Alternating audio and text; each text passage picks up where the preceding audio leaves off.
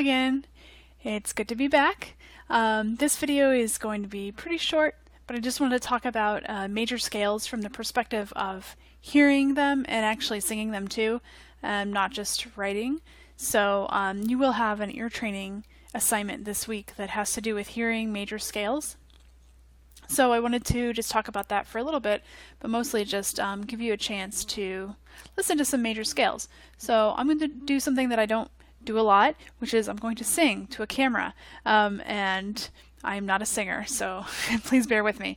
But yeah, so we talked about major scale construction before, remembering that there's always a half step between mi and fa, and always a half step between ti and do, the high do. So if you remember that, it makes it a little bit easier to hear. Everything else is a whole step. So those times that you hear half steps, that means that there's no other note that you could put in between those notes. They're the closest you can get. So that sometimes helps. Like I said, there are other types of scales, and the half steps in those scales are in different places. So that's how you can kind of hear the difference. Make sure that between mi and fa, or between scale degrees 3 and 4, there's always a half step. And between ti and do, or between scale degree 7 and 1, there's always a half step. So if I were going to sing this for you, it would sound like this, and this is probably really familiar to you, but just so you know, this is a major scale. So I always start on do. Do, okay. Do, re, mi, fa, sol, la, ti, do. Okay, so I'm going to sing it again. I want you to sing with me. If you're around people, you might want to leave. Sing with me, and when we get between mi and fa, I want you to think about how small that is. Not only hearing, but also feeling in your voice, like how little of a bit you have to move as opposed to a little bit larger of a space to move when you sing whole steps. So between mi and fa, and between ti and do.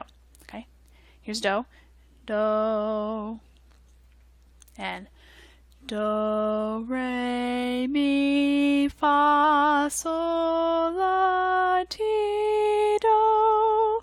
Okay, let's do that again, and we'll come back down also, remembering that we sing the exact same notes coming down in the scale, so there will still be a half step in the same places.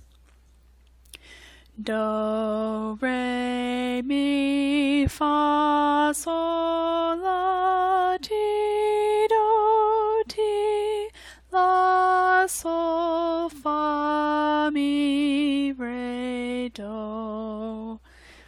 It's good to practice singing those. That helps you to hear it as well. Singing is always a good way to practice hearing things.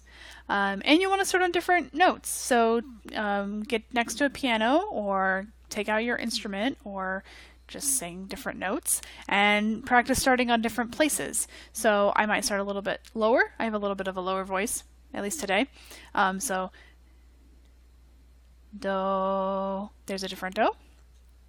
Okay, sing with me.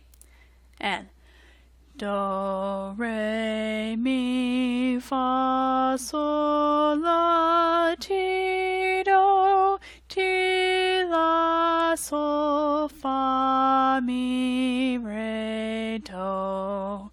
Still half steps in the same places, and because of that, it sounds like the same scale. Even though they were totally different notes that I was singing, it still had the same sound because the proportions were the same. Whole steps and half steps in the same places.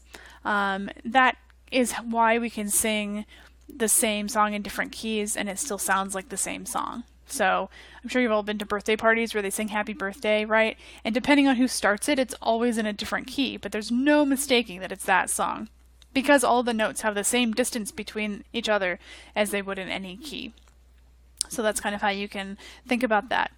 So I encourage you to sing a bunch of scales. The homework for this week is going to be you determining whether a scale that you hear is major or not.